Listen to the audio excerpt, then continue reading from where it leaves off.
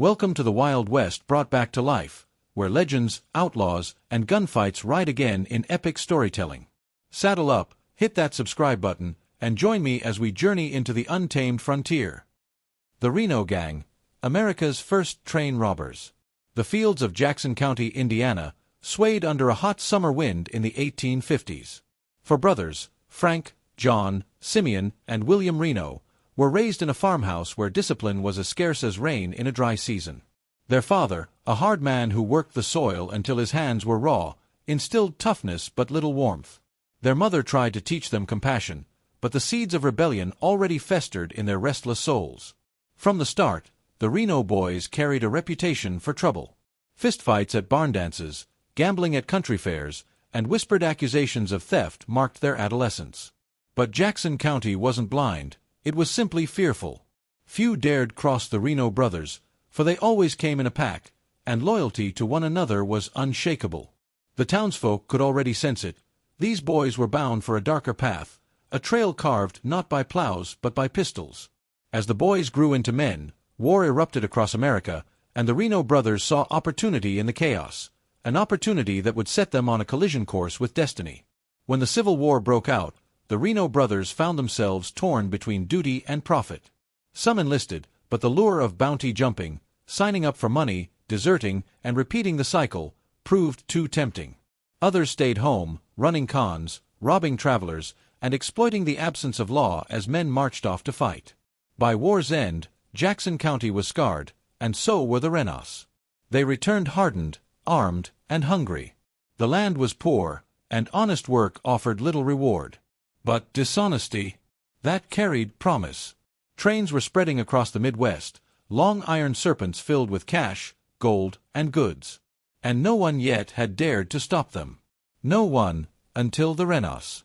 On a stormy night, as lightning cut across the Indiana sky, Frank Reno gathered his brothers and whispered a plan that would change history forever. October 6, 1866. The air was cold and damp, the kind of night when the wind howled through the trees like restless spirits.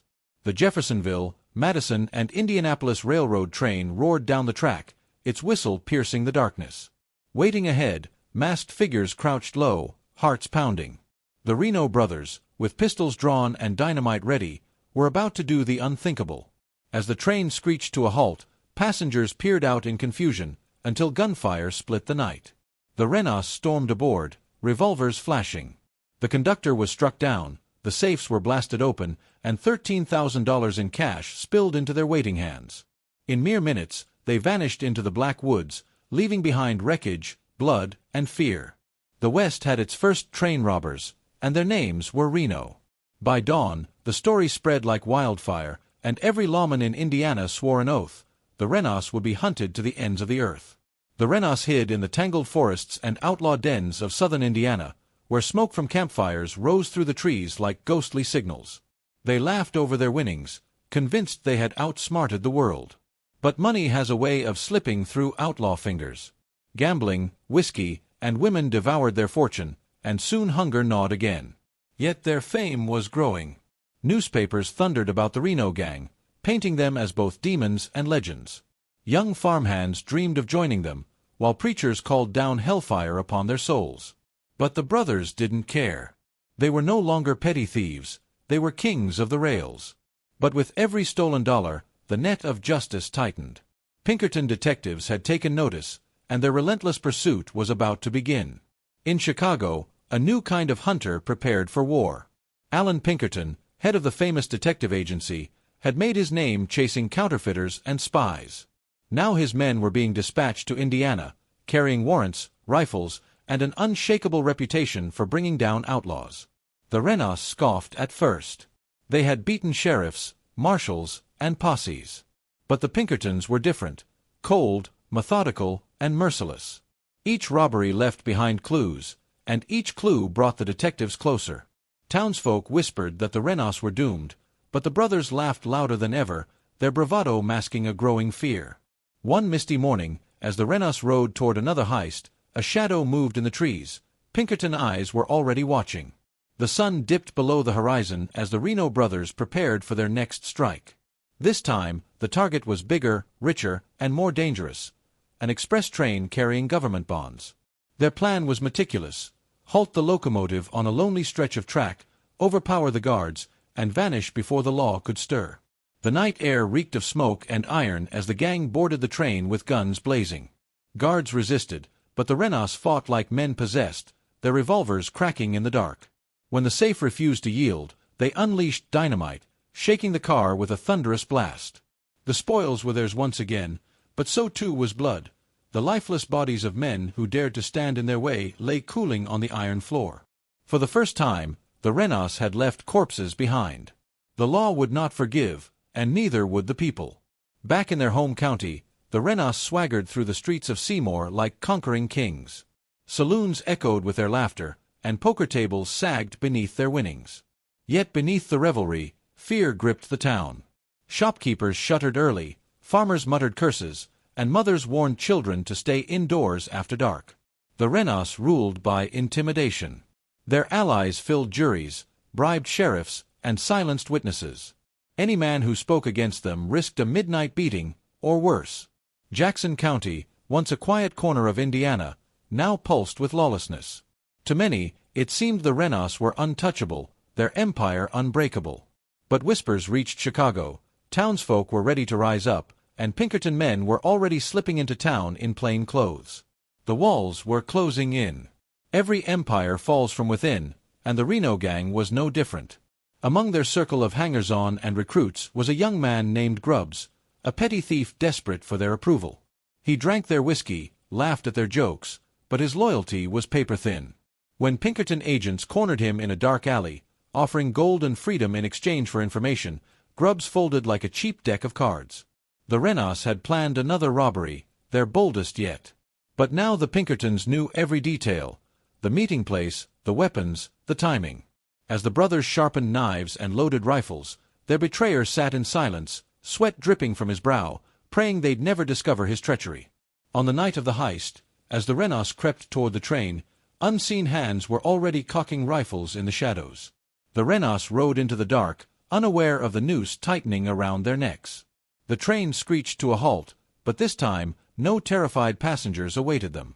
Instead, gunfire erupted from the trees, an ambush sprung by Pinkertons and local deputies. Bullets tore through the night, splintering wood and ricocheting off iron. The brothers fought like cornered wolves. Frank bellowed orders, John fired wildly, and Simeon slashed through the dark with a knife clenched in his teeth. For hours the battle raged, smoke choking the air. When dawn finally broke, the Renos staggered away battered but alive, leaving behind dead lawmen and the bitter taste of near defeat. The Pinkertons had drawn blood, and now both sides knew the war was far from over. By now, Seymour was a town split down the middle.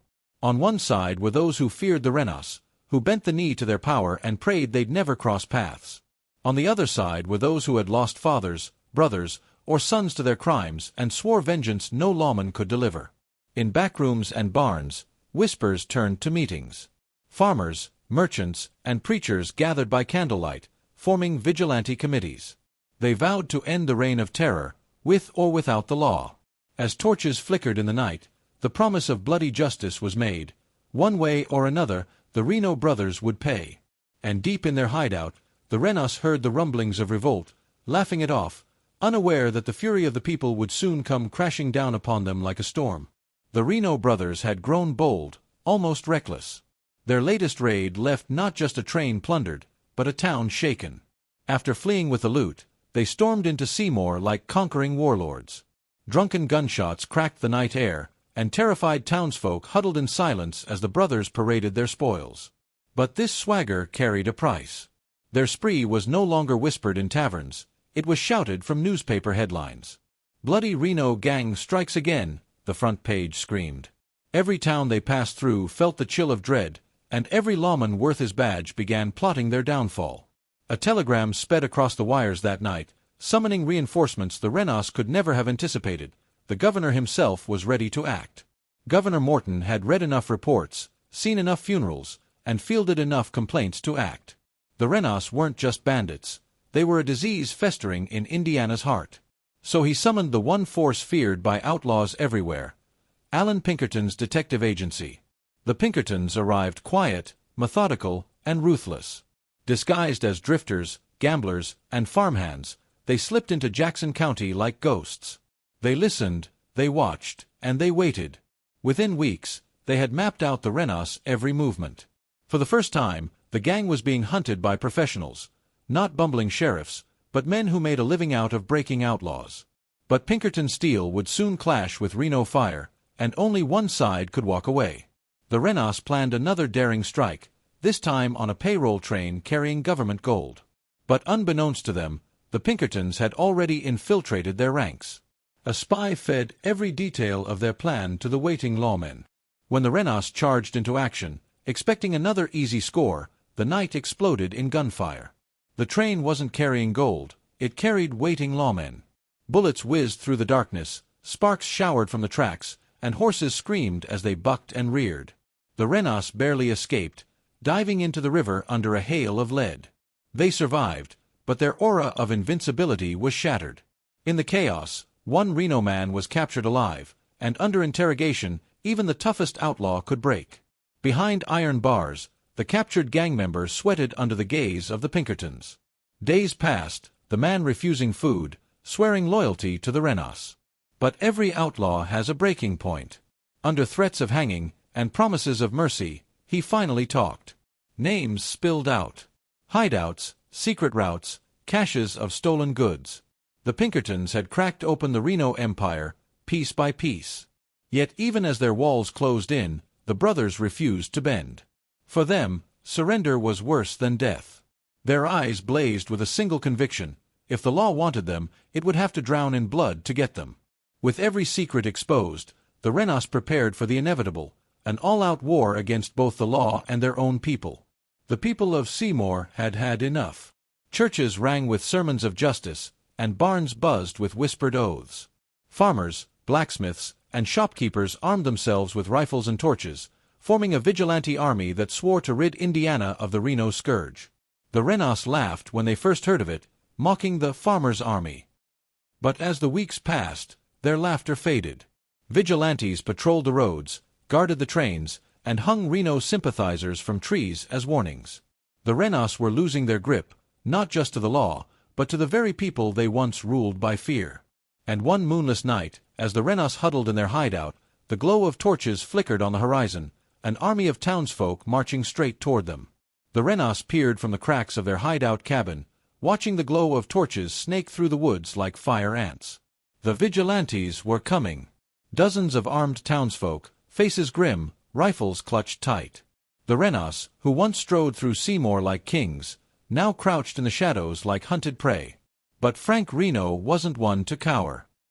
He barked orders, and the gang lit their own fires, preparing their rifles, swearing they'd make the vigilantes pay dearly for every drop of blood spilled. The woods became a tinderbox, every twig snap sounding like a gun-cock. The night was about to explode. As the vigilantes closed in, a single gunshot ripped the silence. No one knew who fired first, but the war for Seymour had begun. The woods erupted in chaos. Gunfire cracked through the trees, muzzle flashes dancing like lightning bugs. Vigilantes advanced steadily, using the cover of smoke and flame, while the Renos answered with a hail of bullets. Horses screamed and bolted as the forest floor ran red. 4 hours, the battle raged. Bullets punched through trees, flames leapt higher, and the air stank of gunpowder and pine. When dawn finally broke, the vigilantes found only bloodstains and empty cartridges. The Renos had vanished into the shadows once more. The vigilantes had wounded them, but not destroyed them. And now, the Renos would strike back with vengeance in their hearts. Humiliated by the vigilantes, the Renos planned a savage counterattack. They stormed through farms and small towns, setting barns ablaze, pistol-whipping anyone suspected of aiding the vigilantes. Their cruelty grew sharper, their rage unchecked. The once celebrated gang now seemed less like daring outlaws and more like rabid wolves tearing at anything in reach. But with every barn they burned, with every man they beat, the Renos only hardened the people's resolve. Seymour's farmers, once terrified, now stood with rifles in their windows, ready to fight back. The Renos rule of fear was crumbling. And in the smoke of a burning farm, a vigilante leader raised his hand and swore, "We'll hang every last Reno before this is done." Desperation breeds betrayal, and the Renos were no exception. One of their trusted men, bitter over loot withheld and tired of running, slipped away under cover of darkness. He rode straight to the Pinkertons and poured out everything, where the Renos would meet, where they'd hide, even their plans for the next train robbery. The Pinkertons listened, cold and calculating. At last, they had the key to ending the Reno Gang. They prepared a trap so tight it would choke the brothers in their own pride. As the Renos saddled up for what they thought was another easy raid, a noose was already tightening around their necks. The night was clear, the tracks gleaming silver in the moonlight. The Renos crouched in the brush, grinning at the thought of the gold shipment they believed was coming. But when the train screeched to a halt, it wasn't treasure that awaited them, it was rifles. Pinkertons, vigilantes, and armed deputies swarmed the cars, guns leveled. Gunfire split the night. The Renos fought like devils, their revolvers spitting flame, their curses echoing through the valley. But for every bullet they fired, 10 came back at them. One brother fell, blood soaking the gravel. Another was dragged screaming from his horse. The trap had sprung, and the walls were closing in. Shackled and beaten, the captured Renos were dragged toward jail. But the brothers didn't yet know that death was coming, not in the courts, but from the very people they had terrorized. The jailhouse clanged shut behind the Reno brothers. Their wrists were raw from iron cuffs, their faces bruised from the fight. Yet in their eyes burned the same defiance that had carried them through years of robbery and bloodshed. To them, prison was not the end, it was merely another obstacle to be broken, another lock to be picked. But outside the bars, the air was thick with hatred. Crowds gathered daily, shouting curses at the jailhouse, spitting on the ground, demanding blood. Women hissed their names, children threw rocks, and men sharpened ropes as they spoke of vengeance. The Renos thought themselves untouchable, but the town was turning into a powder keg, and the fuse was already lit. A note was slipped under the jailhouse door, written in crude letters, "The law moves too slow. The rope moves quicker." Sheriff's deputies grew uneasy as the whispers spread through taverns and saloons. The vigilantes were plotting. They spoke of justice denied, of courts that might let the Renos walk free, of gold-bought judges and bribed lawyers. To them, the only verdict worth trusting was the gallows tree. Meanwhile, the Renos sat smug in their cell, laughing at the curses shouted through the windows. They believed the law would bend once more, that money and fear would buy them freedom again. But outside, farmers and shopkeepers polished rifles in silence, their jaws set with grim purpose. The mob was no longer angry, it was patient, and patience was far deadlier. In the dead of night, hooded men began to ride, silently, purposefully, toward the jail. The jailhouse doors rattled under the pounding of fists. Torches flared in the dark, casting twisted shadows across the walls. The sheriff shouted for calm, but his words were drowned out by the mob's roar. The vigilantes surged like a tide, smashing windows, forcing their way inside. The deputies drew their guns, but even they hesitated. Many in the mob were their own kin, neighbors, men they'd grown up with. Could they really fire on their own to save a band of murderers? Their hesitation cost them. Within moments, the jail was swarming with hooded figures, ropes dangling from their hands. As the Renos clutched the bars of their cell, the mob dragged the keys from the sheriff's trembling hands. Chains clinked as the Reno brothers were hauled from their cell. The mob's torches painted their faces in flickering orange, half in shadow, half in flame. For the first time, fear cracked through Frank Reno's defiance. He spat curses, but his voice shook. The townsfolk answered with silence, their boots crunching on the dirt as they marched the brothers toward the rail yard. In the distance, the gallows tree loomed black against the moonlight. A rough rope swung from its branch, creaking softly in the night wind. The Renos stumbled, dragged forward by dozens of calloused hands. No judge, no jury, only the judgment of the people. As the nooses were tightened, the brothers screamed for mercy, but no voice in the crowd answered. The ropes went taut. One by one, the Reno brothers kicked and thrashed, their cries echoing through the night before breaking into silence. The mob stood in grim stillness, their torches burning low, faces hidden behind hoods. Justice, or vengeance, was done. The reign of the Renos ended not in gunfire, but in the cold grip of the rope.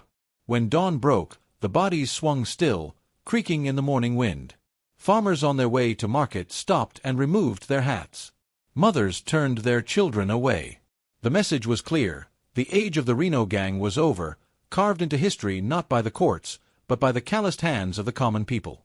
Yet as the sun rose, whispers began anew. Had the Renos truly died with a rope, or had they lit a fire that other outlaws would soon carry across the west? The town of Seymour woke to a grim sight.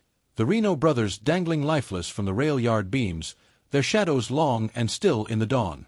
For a moment, there was quiet, as if the land itself held its breath. The mob had gone home, torches snuffed, hoods discarded. What remained was a terrible silence, broken only by the groan of rope in the wind. Yet the quiet did not last. Word spread like wildfire through Indiana, then across the Midwest. Some called it justice, a triumph of the people over lawless terror. Others whispered of savagery, of men who had traded law for bloodlust. Either way, the Renos had left their mark, carved into memory by the noose. In a saloon 2 counties away, a young drifter leaned forward as he heard the tale and muttered, "If they could rob a train, so can I."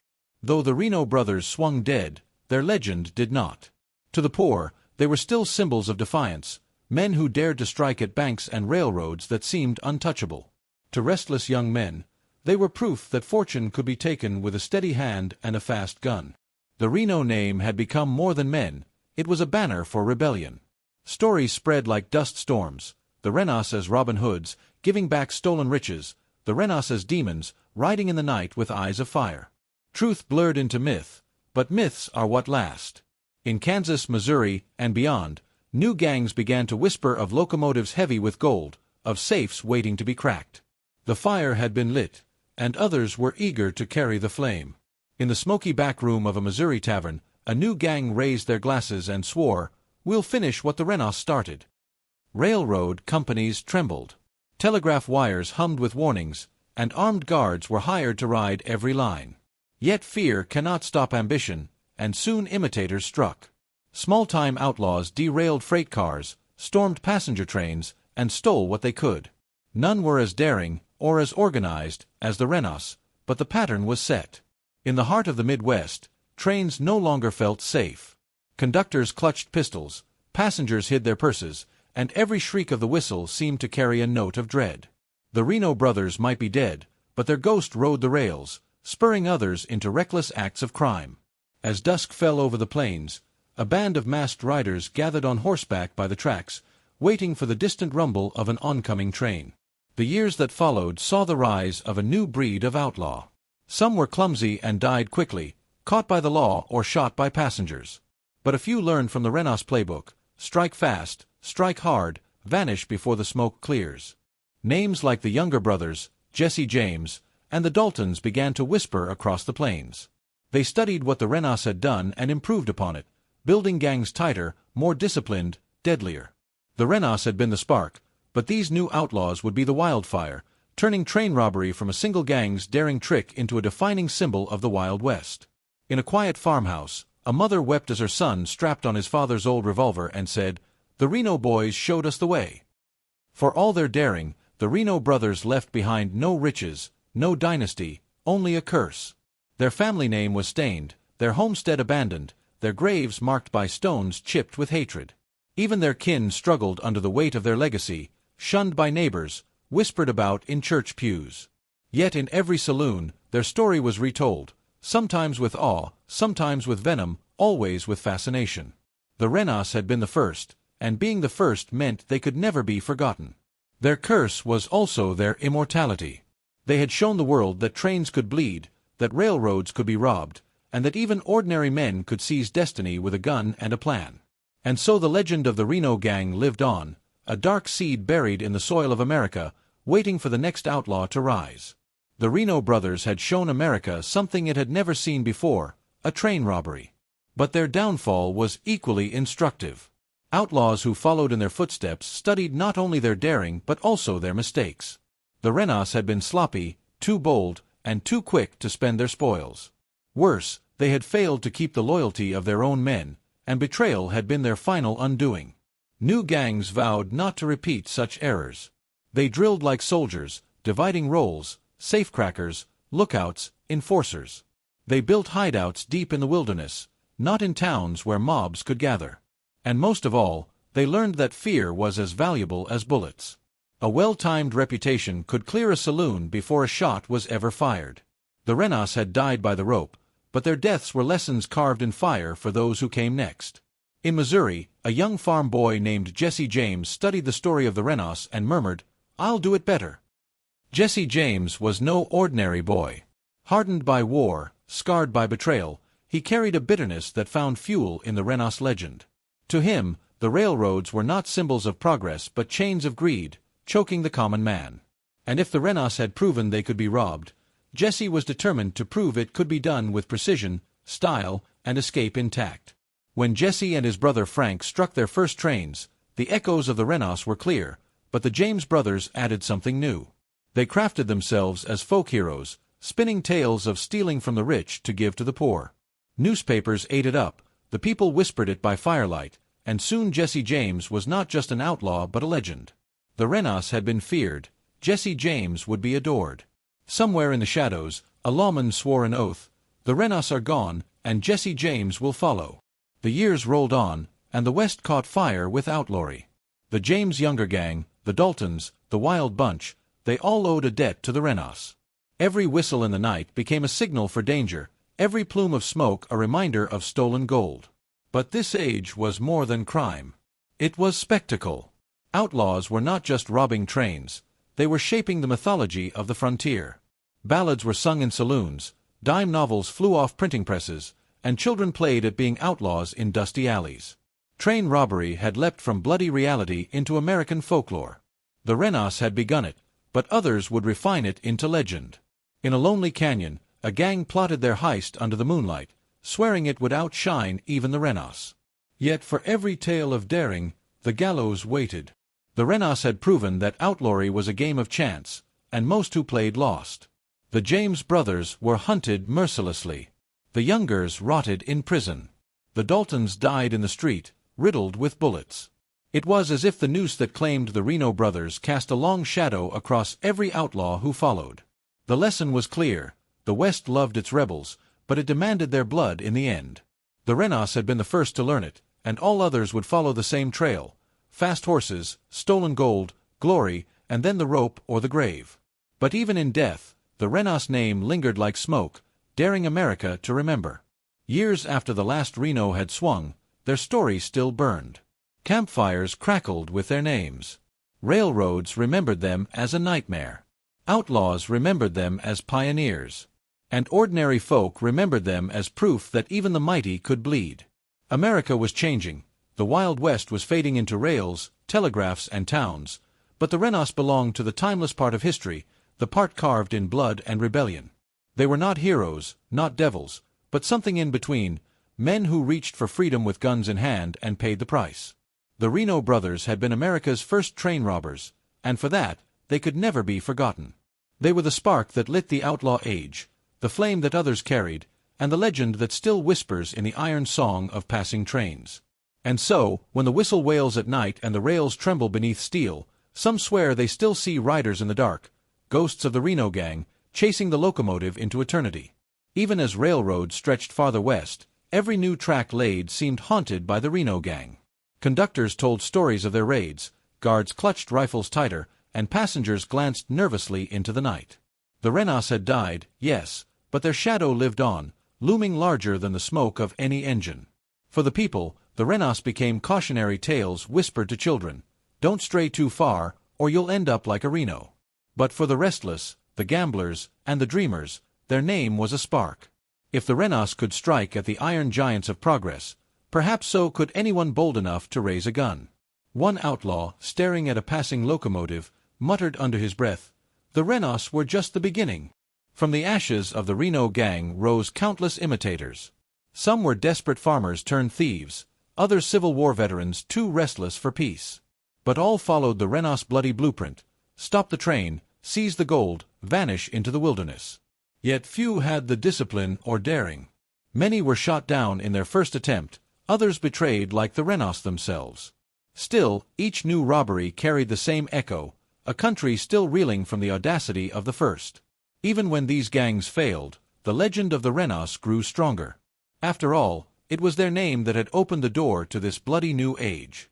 In saloons from Missouri to Texas, men raised whiskey glasses and swore, "We'll finish what the Renos started." The Renos fate had shown America what unchecked outlawry could do.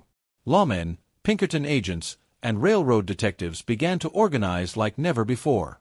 The railroads poured money into protection, and the war against train robbers became one of the fiercest battles of the frontier. But even as the law grew stronger, the Renos legend made the fight harder. Outlaws now had role models, a banner to rally beneath. Where once the law fought scattered thieves, they now faced bands of men united by a common fire, the example of the Reno brothers. It was no longer just a fight over gold, it was a war for the soul of the West. A Pinkerton agent slammed his fist on the table and swore, "We buried the Renos once. Now we'll bury every ghost they left behind." Time passed, and the real scars of the Reno Gang faded, burned depots were rebuilt, tracks repaired, lives moved on. But the myth, that only grew. Dime novels painted them as larger-than-life figures, their guns flashing like lightning, their daring rides through the night described in pages that thrilled a restless nation. Historians argued, were they cold-blooded criminals or desperate men chasing freedom?